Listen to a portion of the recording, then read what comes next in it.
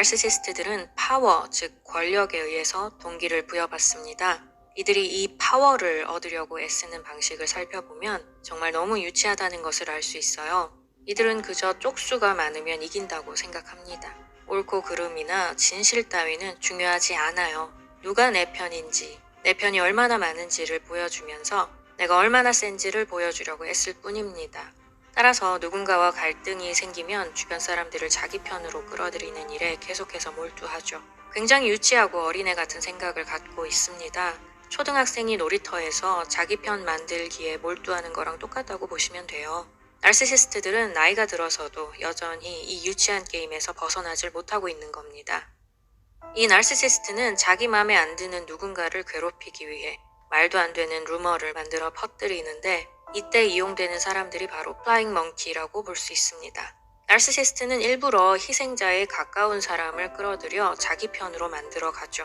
희생자의 지인, 친구, 동료, 친척, 가족 등등 주변 사람들에게 다가가 거짓을 퍼뜨리는데 이런 식으로 말합니다. 내가 진짜 이런 말 너무 하기 싫은데 정말 말을 어떻게 해야 될지 모르겠다. 그치만 너무 중요한 일이라 말을 안 할 수가 없어. 그들은 이렇게 교묘한 사람들이에요. 사람을 속이는 데에 아주 능하죠. 보통 사람들이 상상하는 단순하고 금방 표나는 그런 거짓말이 아닙니다. 아주 교활하게 심리를 조작하며 사람들에게 말을 퍼뜨리죠. 사람들은 나르시시스트의 연기 실력, 확실한 말투와 표정, 태도 등에 설득당하고 맙니다. 그래서 다음부터 희생자를 만나면 차가운 시선으로 바라보기 시작하죠. 무관심하게 말도 안 걸고 모임에서 제외시키기도 하고 있던 약속을 취소해버리기도 해요. 영문을 모르는 희생자는 그저 당황스럽기만 합니다. 내가 뭘 잘못했나? 내가 무슨 얘기를 잘못했었나? 다들 나한테 왜 이러지? 왜 저렇게 화가 나 있지? 내가 뭘 모르고 있나? 너무 혼란스럽고 어떻게 해야 할지를 모르게 됩니다. 정말 아무것도 모르고 있다가 나중에 어떤 친절하고 신중한 사람이 찾아와 나르시시스트가 무슨 말을 하고 다녔는지 밝혀주면 그제서야 사태를 제대로 인지하게 되죠. 그러면 너무 놀라 자빠지는 거예요. 뭐라고? 그게 무슨 소리야? 이렇게 나르시시스트는 플라잉 멍키들을 이용해 희생자를 철저히 고립시킵니다. 일단 플라잉 멍키라는 용어에 대해 먼저 설명을 해드리자면 문학 작품이면서 뮤지컬 영화로 유명한 오즈의 마법사에서 그 유래를 찾을 수 있습니다. 서쪽 마녀가 날개 달린 원숭이들을 이용해서 간접적으로 주인공들을 괴롭히는 장면이 있는데요. 날개 달린 원숭이, 즉 플라잉 멍키들은 마녀의 명령에 따라 피해자를 괴롭히는 존재들이죠. 이처럼 나르시시스트의 명령을 수행하면서 나르시시스트의 희생자를 괴롭히는 존재를 플라잉 멍키라고 합니다. 플라잉 멍키는 학교나 직장, 사회, 문화, 종교 공동체 혹은 친척이나 가족 등 우리 주변 어디에나 있을 수 있어요. 나르시시스트에게 희생당하던 사람이 나르시시스트로부터 벗어났을 때 이 플라잉 멍키들은 그 희생자를 찾아와 나르시시스트에게 돌아가도록 유도하기도 합니다. 이들은 나르시시스트와 피해자 사이를 오가면서 자신이 양측의 중재자 역할을 한다고 생각해요. 양측 의견을 모두 들어주는 중립적인 존재라고 스스로를 평가합니다. 평화를 위해서 잘못된 것을 바로잡는다는 생각으로 사명감을 가지고 정의감에 취해 피해자를 간섭하고 괴롭히는데 사실 그들의 생각은 완전히 잘못된 것이죠. 나르시시스트가 하는 거짓말들을 철석같이 믿고 이용당하는 것뿐입니다. 때로는 나르시시스트보다 더 믿고 싫긴 하지만 알고 보면 이들 역시 피해자인 거예요. 이 플라잉 멍키들은 대부분 누군가에게 인정받고 싶고 칭찬받고 싶은 마음이 아주 큰 사람들입니다. 그 마음을 이용하고 조종하는 데에 도같은 나르시시스트들이 자신의 이익을 챙기기 위해서 이 심리 수법을 많이 애용하죠. 나르시시스트들은 플라잉 멍키를 필요할 때는 데려다 쓰고 필요가 없어지면 가차없이 버립니다. 플라잉 멍키들은 나르시시스트의 달콤한 칭찬, 인정해주는 말이나 보상해주겠다는 약속 등에 속아 넘어가서 물건이나 도구처럼 쓰여지고 버림받는 참 불쌍한 인생들이에요. 이리하여 나르시시스트가 조종하는 이 플라잉 멍키 때문에 괴롭힘을 당한 희생자는 아주 큰 상처를 받게 됩니다.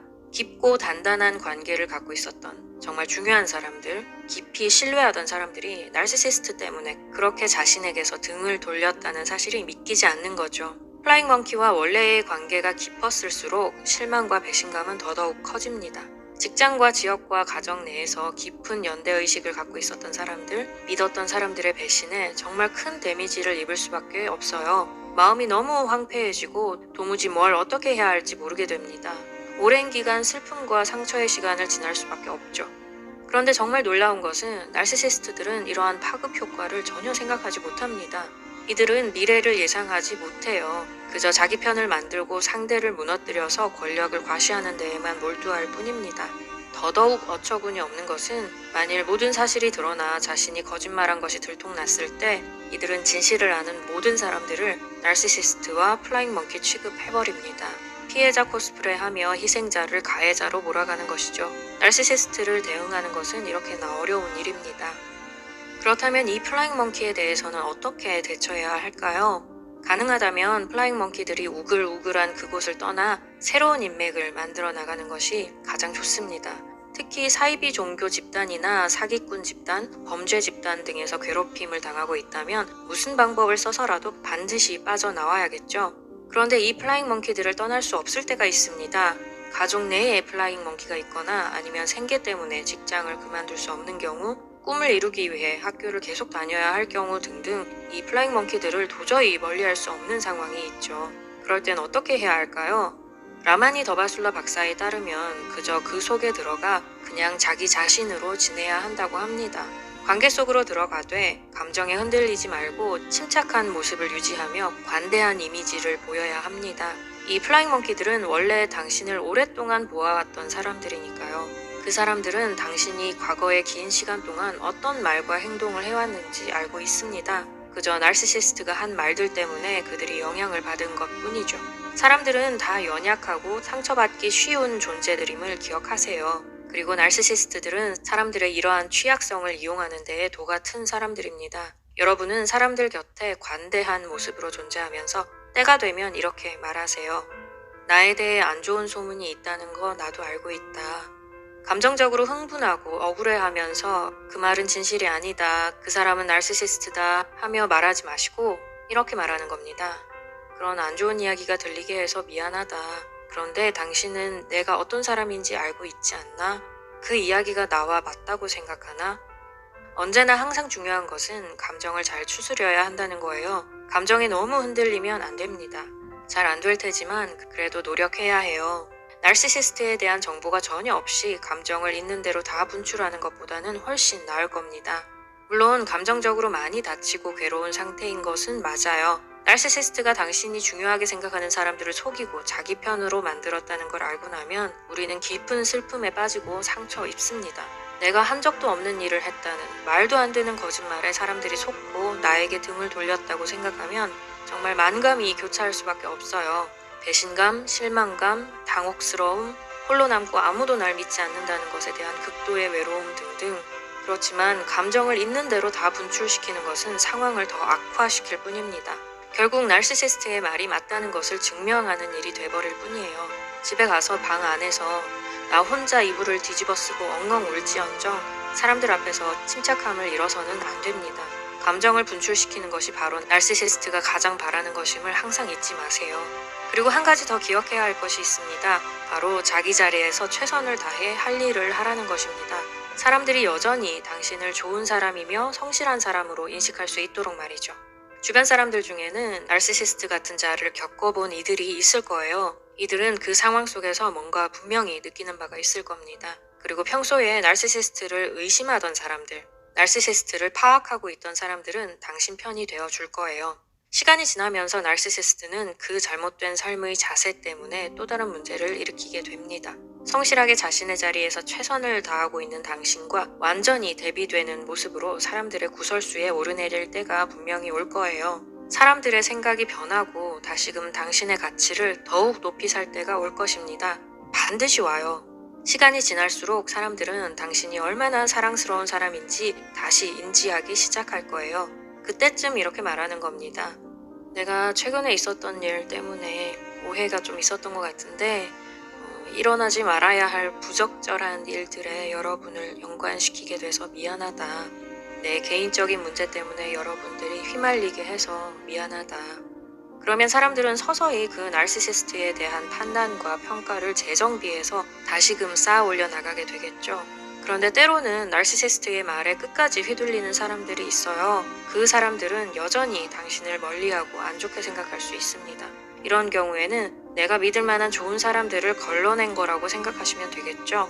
이번 기회에 내 인생에 가까이 두고 지낼 사람과 거리를 둘 사람을 구분해낸 거라고 생각하는 거예요. 한 사람의 말에 휘둘려 나와의 관계를 끝내는 사람들은 애초에 그만큼 믿을 대상이 아니었다고 보는 거죠. 건강한 사람들은 한쪽 말만 듣고 상황을 판단하지 않습니다. 양측의 의견을 모두 듣고 신중하게 평가하며 판단을 보류하죠. 이들은 평소 주변 사람들을 잘 관찰하고 어떤 사람이 신뢰가 가는지 긴 시간과 에너지를 들여 파악해 놓습니다. 어떤 상황에서든 적절한 근거를 토대로 판단하려는 노력을 게을리하지 않아요. 주변 사람들이 어떤 생각을 가지고 있고 누구 목소리가 가장 큰지와는 상관없이 진실을 기반으로 객관적인 판단을 내리려고 애를 씁니다. 나르시시스트와 플라잉 멍키를 통해 힘든 경험을 하고 계시다면 오늘 말씀드린 내용을 통해 많은 부분 해결될 수 있기를 바랍니다. 그리고 혹시라도 상황이 많이 심각하다면 전문가의 도움을 받는 것이 최선임을 기억해 주시기 바랍니다. 상처의 크기가 너무 크다면 자신을 치유하는 것이 가장 우선이 되어야겠죠.